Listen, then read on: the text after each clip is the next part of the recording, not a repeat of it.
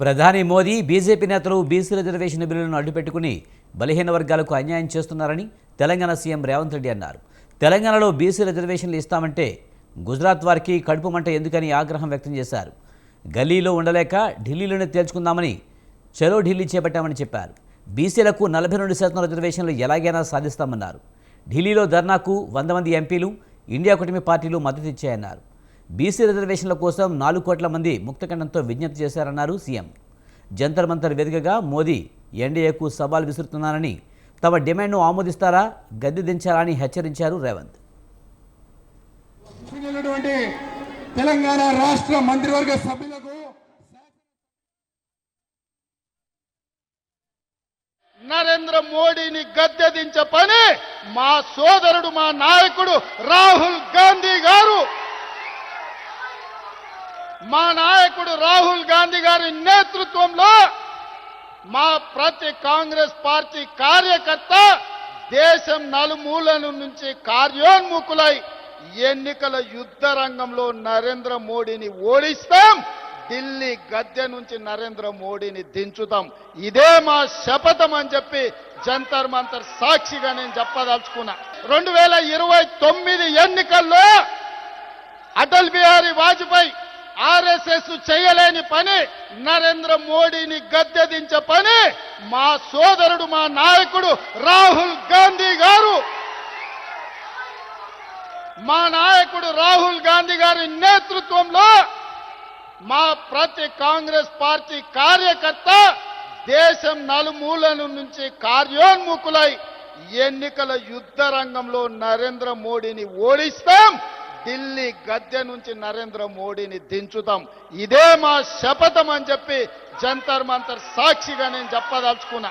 2029 ఎన్నికల్లో అటల్ బిహారీ వాజ్పేయి ఆర్ఎస్ఎస్ చేయలేని పని, నరేంద్ర మోడీని గద్దె దించే పని మా సోదరుడు, మా నాయకుడు రాహుల్ గాంధీ గారు, మా నాయకుడు రాహుల్ గాంధీ గారి నేతృత్వంలో మా ప్రతి కాంగ్రెస్ పార్టీ ఇవాళ నరేంద్ర మోడీ గారు మన బద్ధ శత్రు. మన బలహీన వర్గాలకు న్యాయం చెయ్యాలన్న ఆలోచన ఆయనకు లేదు. ఆయన ఆలోచనలు ఎట్లా ఉన్నా సరే ఆయన మోచేతి నీళ్లు తాగే కిషన్ రెడ్డికి, రామచంద్రరావుకు, బండి సంజయ్కి ఏమైంది, పొయ్యకాలం వచ్చిందా అని నేను అడుగుతున్నా. మళ్ళా రారా మీరు తెలంగాణకు, మళ్ళీ అడగరా ఓట్లు తెలంగాణలో బలహీన వర్గాలకు, మళ్ళా రారా దళిత కాలనీలకు, మళ్ళా కలవరా ఆదివాసీలను. తెలంగాణ రాష్ట్ర ప్రజలతో మీ అవసరం తీరిపోయిందా? మీ బంధం తెగిపోయిందా? పేరు బంధం తెగిపోయిన తెలంగాణ రాష్ట్ర సమితి మీ పేగు బంధం కూడా తెలంగాణతో తెగిపోయిందా? మీరెందుకు మోడీతో అంటగాగుతున్నారు?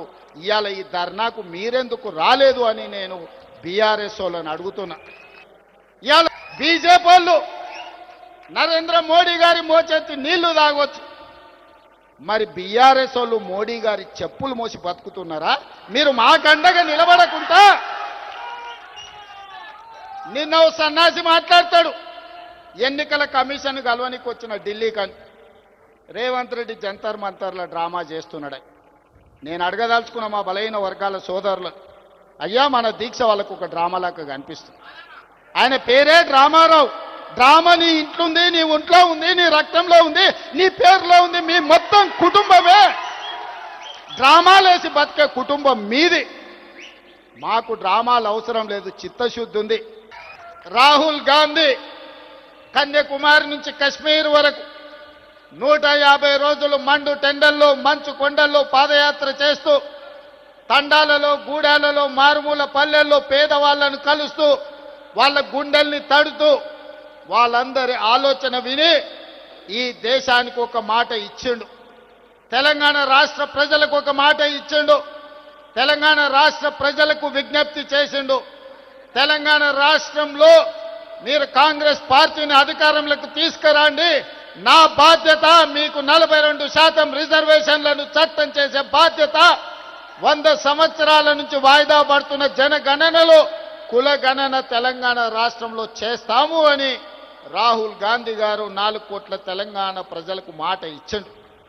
రాహుల్ గాంధీ కన్యాకుమారి నుంచి కశ్మీర్ వరకు 150 రోజులు మండు టెండల్లో మంచు కొండల్లో పాదయాత్ర చేస్తూ తండా ఇవాళ తెలంగాణ రాష్ట్రంలో రిజర్వేషన్లకు అడ్డుపడ్డ చంద్రశేఖరరావు, బండి సంజయ్, కిషన్ రెడ్డి, రామచంద్రరావు కాదు మన సవాలు, మన పోటీ మన సవాలు ఢిల్లీ మీద, నరేంద్ర మోడీ మీద, భారత ప్రభుత్వం మీద మనం సవాలు విసురుతున్నాం.